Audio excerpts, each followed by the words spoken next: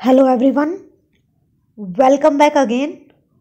Today we are going to discuss next topic of optics, in which we are dealing with Huygens fractional theory of diffraction.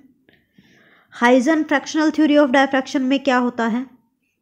जैसे कि हम इससे पहले interference pattern पढ़ चुके हैं, जिसमें light near the edges of obstacle वहाँ से रिफ्लेक्ट बैक करती है, उसमें रिफ्लेक्शन फ्रॉम द एजेस को एक्सप्लेन डायफ्रैक्शन करता है और वो फ्रैक्शनल डायफ्रैक्शन पुट फॉरवर्ड होता है। वहाँ से हमने ये कहा था एक स्लिट है, स्लिट के दूसरी स्लिट के एक दूसरे के ऊपर सुपर इम्पोज करने से एक नया पैटर्न बनता है, that is called interference pattern. अब जो वो स्लिट के कॉर्नर से बेंड होता है, यानी कि ऑब्स्ट्रैकल के एजिस से बेंड होता है, उसकी वजह से दो तरह के फ्रैक्शनल और फ्रेनहोफर दो तरह के डायफ्रैक्शन आते हैं। डायफ्रैक्शन का मतलब ही है एजिस की वजह से बेंडिंग होना और सेकेंडरी वेवलेट का फॉर्म आउट होना। यही चीज़ हमें बात करनी है। और फ्रैक्शनल एजम्पशंस होंगी कुछ फ्रैक्शनल थ्योरी के लिए, तो फ्रैक्शनल एजम्पशंस की बात करते हैं हम। जैसे कि एक वेव फ्रंट डिवाइड होगा large number of small elements में, और जोन ऑफ स्मॉल जिसके ईच एलिमेंट सेकेंडरी वेवलेट की तरह काम करते हैं। ठीक है, जैसे भी सेकेंडरी वेवलेट की तरह काम करेंगे तो वो उनके नेक्स्ट पार्ट के लिए नेट इफेक्ट हम फाइनल स्क्रीन पर देखते हैं। ठीक है, ये हमारा फर्स्ट एजम्पशन है। सेकंड ये है, कोई भी इफेक्ट होगा एलिमेंट का, जो मैक्सिमम होगा वो कहाँ तक होगा, जहाँ से उसकी डायरेक्शन सेंटर से जो डिक्रीज़ करती रहेगी। जैसे बहुत ज़्यादा दूर जाएगा तो डिक्रीज़ होगा, इंक्रीज इन एंगल के अकॉर्डिंग। तो इंक्लाइनेशन ऑफ एंगल से हम बताते हैं कि स्क्रीन पे कितना उस पर इफेक्ट पड़ेगा। उसका इफेक्ट 1 + cos थीटा की फॉर्म में हम उसे निकालते हैं। That is the one of the part. ठीक है, एजम्पशंस का। तो हम उसके हिसाब से फ्रैक्शनल हाफ पीरियड जोन या एलिमेंट्स की बात करते हैं। उसमें क्या होगा, डायफ्रैक्शन किसके बेसिस पे होगा, mutual interference of secondary wavelets. उनकी वजह से क्या होगा, हाफ जोन पीरियड्स है तो सर्कुलर प्लेट्स ही दिखेंगी और सबका अलग अलग वैल्यूज होगी। अगर सेंटर लाइन बी है तो उससे ऊपर जाएंगे तो हाफ वाली एक पैटर्न बनेगा, तो λ/2, सेकेंड है तो 2 λ/2, थर्ड है तो 3 λ/2, ऐसे ही नीचे की तरफ दिखाई देगा। तो ये हमारे वेव फ्रंट्स के टाइप्स हैं, जिसमें प्लेन, स्फेरिकल और सिलेंड्रिकल तीनों तरह के वेव फ्रंट्स दिख सकते हैं। तो उसी के अकॉर्डिंग हमें दो डायग्राम्स दिख रहे हैं, जिसमें हमने m1, m2, m3, m4 उनकी वैल्यूज़ को हमने एक स्ट्रेट लाइन की फॉर्म में कन्वर्ट किया, सर्कुलर फ्रिंजेस को। ठीक है, उसी को अगर हम चेक करते हैं, ये हमारा पता होगा कि हाफ पीरियड जोन है या हाफ पीरियड एलिमेंट्स हैं, उनके लिए λ/2 वाला पार्ट ऐड होता रहेगा, फर्स्ट से सेकंड में से थर्ड में, थर्ड से फोर्थ में, ऐसे ही। तो वो λ/2 क्यों ऐड हुआ, क्योंकि फेज डिफरेंस ऑफ पाई आता है। ये चीज़ मैं आपको इससे पहले एक बार बता चुकी हूँ। तो हाफ पीरियड जोन प्लेट की बात करेंगे तो फर्स्ट मीन डिस्टेंस निकालनी है 2 की, तो b + b + λ/2 divided by 2 mean निकालना है तो b + λ/4 आ जाएगा दोनों का। ऐसे ही सेकेंड हाफ पीरियड जोन निकालना है तो 2 सेकेंड वाला और फर्स्ट वाले का ऐड करके मीन निकाल दो, वो 3 λ/2 आ जाएगा। ऐसे ही नेक्स्ट हाफ पीरियड जोन निकालने हैं तो सबका ऐसे ही ऐड करते रहेंगे। ये आते कहाँ से हैं, डिस्प्लेसमेंट वेव इक्वेशन से। वो क्या कहती है, y1 = a1 sin ωt - phi या 2π/λ × vt - x। ठीक है, जहाँ पे a1 एम्पलीट्यूड है, λ वेवलेंथ है, म्यू फ्रीक्वेंसी, v वेलोसिटी है, म्यू फ्रीक्वेंसी है, ओमेगा एंगुलर फ्रीक्वेंसी है, ये चीज़ें होती हैं। ऐसे ही y2 होगा, फिर y3 होगा, फिर y4 होगा, फिर 5y5 होगा।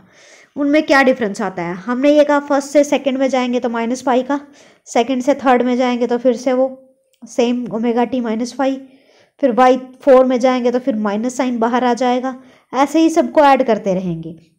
तो ऐड करने से एक प्लस और एक माइनस ऑल्टरनेट नंबर्स पे ऐड होगा, तो यानी कि a1 - a2 + a3 - a4 + a5 - a6 sin ωt - 5, क्योंकि हमने फेज डिफरेंस ऑफ पाई आता है तो वो पाई आते ही एक साइन को साइन ऑफ -θ = -sin θ होता है, इसलिए। ठीक है, उनसे हमें फाइनल एम्पलीट्यूड करना है, तो इसका मतलब है उन सबको ऐड करना है। ऐड करने से sine omega T minus five common आ जाता है, तो y जो है वो किस तरह से बनेगा, A amplitude sine omega T minus five. तो एम्पलीट्यूड ए है वो किसकी फॉर्म में होगा, A1 minus A2 plus A3 minus A4 plus A5 minus A6, जितने भी आगे तक मिलेंगे उस जोन पीरियड्स के हिसाब से हम उसको कहते रहेंगे कि ये हमारा एम्पलीट्यूड है। तो उससे हमारे पास क्या क्या फैक्टर्स आते हैं। फर्स्ट एरिया फैक्टर, एरिया का फॉर्मूला क्या होगा, सर्कुलर फ्रिंजेस बनेंगे, तो सर्कुलर फ्रिंजेस हैं तो पाई आर स्क्वायर सर्कल का एरिया। तो अगर फर्स्ट की रेडियस R1 है तो दूसरे की R2 हो तो R1 का स्क्वायर, R2 का स्क्वायर माइनस R1 का स्क्वायर। तो इसके अकॉर्डिंग Rn और Rn माइनस 1 है, तो पाई Rn square minus Rn minus 1 का होल स्क्वायर, सबका यही होगा। Rn का स्क्वायर क्या करेंगे, b प्लस लैम्डा बाय 2, उससे रेडियस की डिस्टेंस यानी कि b स्क्वायर, तो उनसे हम सबको ऐड कर, दोनों की वैल्यूज़ को सब्ट्रैक्ट करेंगे तो उससे हमारा आंसर आता रहेगा, that is N B lambda. ठीक है, एरिया हमारा वहाँ से आ जाएगा, जिसमें N square lambda square by 4 negligible हो जाता है, तो Rn की value n minus 1 B lambda आ जाएगी। तो area of nth half period zone का आ जाएगा pi n B lambda minus n minus 1 B lambda, that is equal to pi B lambda, difference आ जाएगा nth के लिए। ठीक है, दूसरा आता है डिस्टेंस फैक्टर, यानी कि एम्पलीट्यूड जो है किस पे डिपेंड करेगा, distance travel by the wave, यानी कि inversely proportional to mean distance b। तो उसके अकॉर्डिंग हम यही कहेंगे कि जो मेजरमेंट है आउटर हाफ प्लेन जोन की वो ग्रेटर होगी, और कंट्रीब्यूशन उसमें हाफ प्लेट जोन्स का एम्पलीट्यूड के अकॉर्डिंग चेंज होता रहेगा। ऐसे ही अगर हमारा कॉन्टिन्यूसली ये डिक्रीज होगा तो one half plate zone to another में हमें मूव करना पड़ेगा। Obligatory factor, the effect of a half plate zone is maximum along the direction normal to it, normal में मैक्सिमम है, decreases with angle of inclination, क्योंकि जो A2 है वो A1 plus A3 bye 2, A4 A5 A3 plus A5 by 2, ऐसे ही A is equal to A1 minus A2 plus A3 minus A4 plus A5 ऐसे था। उन सब में वैल्यू पुट करेंगे और सोल्व करेंगे तो फाइनल एम्पलीट्यूड क्या आएगा, फर्स्ट का हाफ और लास्ट वाले का हाफ। लास्ट वाला बहुत ज़्यादा दूर हो जाता है, इसीलिए एनलार्ज होने की वजह से बहुत ज़्यादा डिस्टेंस पे आते ही an/2 नेग्लिजिबल हो जाएगा, तो सिर्फ एम्पलीट्यूड क्या बचेगा इसका, A1 का half. Net amplitude is A1 half, और हमें पता है intensity is directly proportional to amplitude का स्क्वायर, तो it means A1 by half का whole square, that is A1 square by 4। तो इसका मतलब क्या हुआ, वेव फ्रंट जो होगा वो 1/4 ऑफ द इंटेंसिटी होगा जो फर्स्ट हाफ प्लेट जोन है उससे। ऐसे ही हमारी नेक्स्ट में हाफ प्लेट जोन्स की चेंज होती रहेगी और एरिया उनका होगा पाई बी लैम्डा की फॉर्म में जो वेरी स्मॉल है। ठीक है, उसी के अकॉर्डिंग हम उसकी इंटेंसिटी कहेंगे।